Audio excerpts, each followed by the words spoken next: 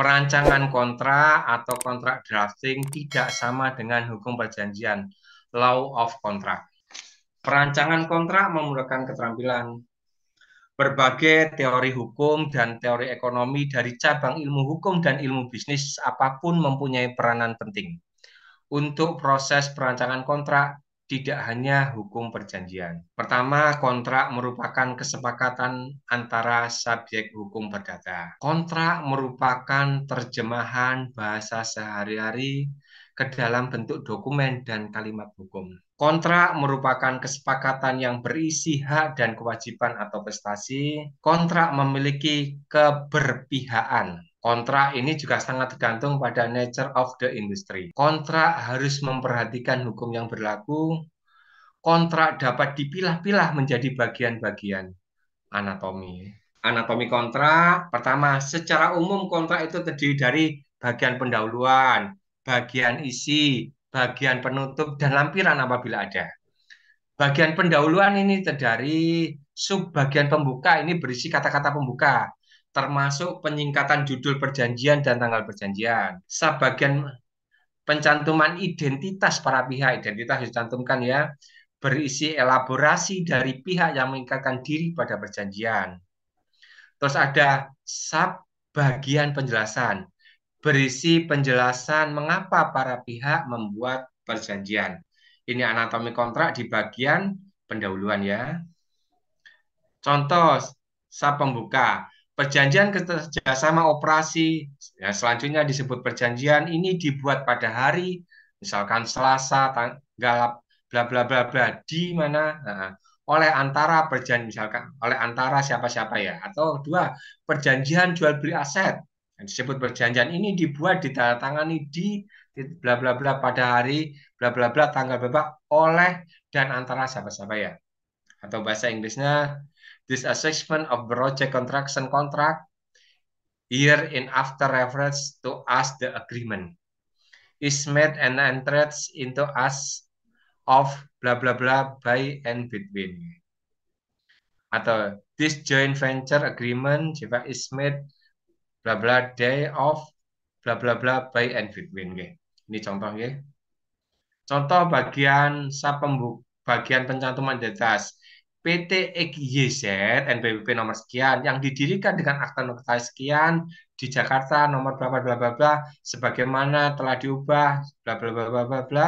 Dalam hal ini diwakili secara sah oleh siapa? Pasti direkturnya ya yang bertindak. Kalau CV, kalau PT ya, dan lain sebagainya. Pencantuman identitas, disebutkan identitas, misalkan kalau PT itu disebutkan berapa persen pemilik sahamnya itu disebutkan semuanya. Oke. Diwakili secara sah oleh siapa? Oleh direktur pasti, direktur utama PT apa. Kalau direktur tidak bisa hadir, apa ada kuasa dari direktur itu terhadap manajer atau orang kepercayaan yang ditunjuk. Misalkan pencantuman identitas bab ketiga, PT Tri pada suatu persen terbatas yang didirikan berdasarkan hukum negara Republik Indonesia berkedudukan misalkan di Surabaya yang diwakili oleh yang bertindak selaku dan lain-lainnya dalam RUPS ya, selanjutnya disebut penjual. Bagian penjelasan, bagian isi, tadi kan pendahuluan ya, bagian isi adalah terdiri dari klausula definisi, klausula transaksi, klausula spesifik, klausula ketentuan umum. Dan klausula definisi pasal yang mengatur tentang berbagai definisi, interpretasi maupun konstruksi dalam perjanjian. Itu klausula definisi ya. Berarti definisi dari perjanjiannya disebutkan. Contohnya PT PMA Company, Salmin The Indonesia Limited Liability Company Incorporated by neutralized after approval by the relevant governmental authorities except pursuant to artikel ya, bla bla bla bla, atau agen penjualan yang berarti bahwa pihak yang menjual saham pada suatu penawaran umum tanpa perjanjian dengan emiten dan tanpa kewajiban untuk membeli saham.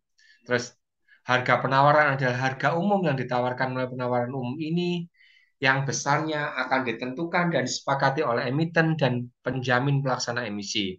efeknya sebagaimana diatur di dalam pasal berapa perjanjian ini ya, contohnya gitu. Dan klausula transaksi adalah pasal-pasal yang mengatur tentang transaksi yang dilakukan oleh para pihak. Pasal yang mengatur klausula transaksi dapat lebih dari satu pasal, terutama apabila transaksi tidak hanya satu transaksi saja. Mungkin apa adik-adik penjelasan saya mungkin kan terlalu dalam atau apa ya.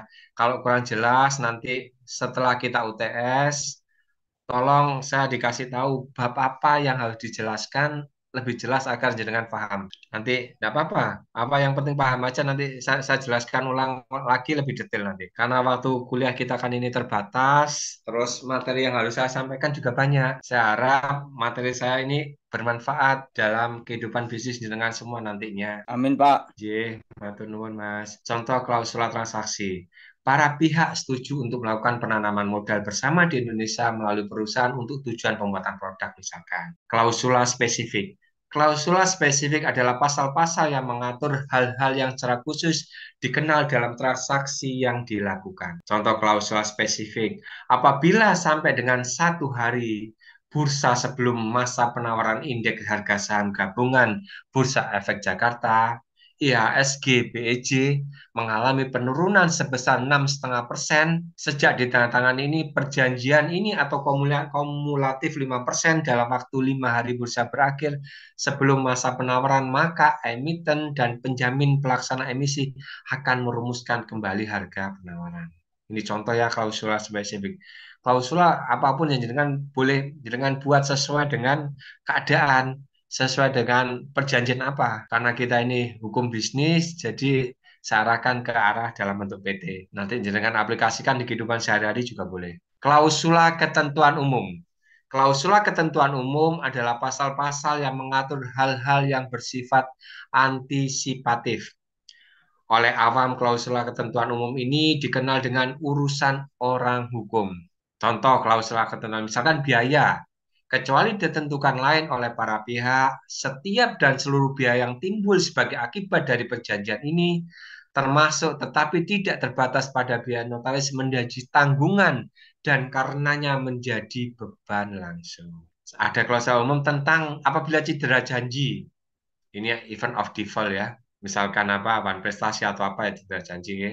Ini dalam bahasa Indonesia, jika representasi atau pernyataan pemberi tugas yang terdapat dalam perjanjian ini atau catatan, sertifikat, pernyataan atau dokumen lain yang diberikan kepada agen mengenai piutang usaha yang ditugaskan atau transaksi apapun yang dimaksudkan di sini atau dilakukan berdasarkan perjanjian ini tidak benar atau salah atau jika terjadi setiap pelanggaran di pihak pemberi tugas untuk melakukan pembayaran yang jatuh tempo dan tepat waktu dari setiap terhutang pada saat dan saat waktu jatuh tempo.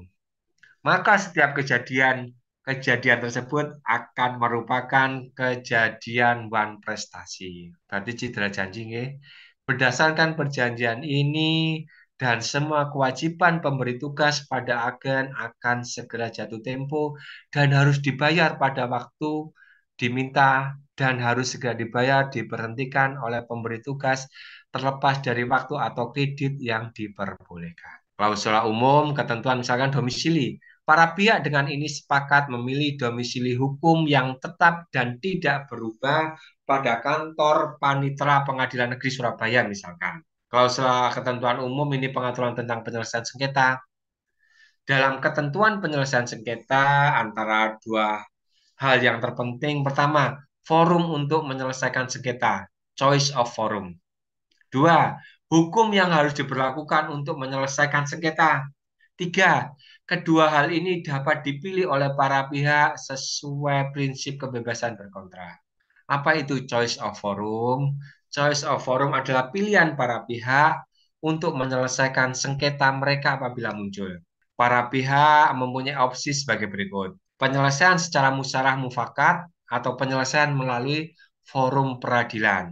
Forum peradilan berarti apa? Litigasi. Berarti pihak ketiga yang menentukan apa yang adil untuk para pihak. Forum peradilan ini bisa litigasi dan non litigasi ya, melalui jalur peradilan maupun non peradilan. Non peradilan bisa melalui wasit, arbitrase atau mediator, ataupun konsolidator, dan lain-lain. Apa itu choice of forum? Penyelesaian secara musyawarah mufakat yang dikenal dengan alternative dispute resolution. Dua, penyelesaian itu didasarkan pada kesepakatan para pihak. Tiga, apabila pihak ketiga turut serta, maka pihak ketiga hanya membantu. Pihak ketiga hanya membantu, nggih. Kecuali arbitrase, bahwa hakim itu wasit, bukan hakim wasit kalau arbitrase itu yang memutuskan. Kalau pihak kita hanya membantu, misalkan mediator, konsolidator ya, hanya memberi pendapat. Dan bentuk negosiasi tanpa pihak ketiga bisa mediasi dan konsiliasi.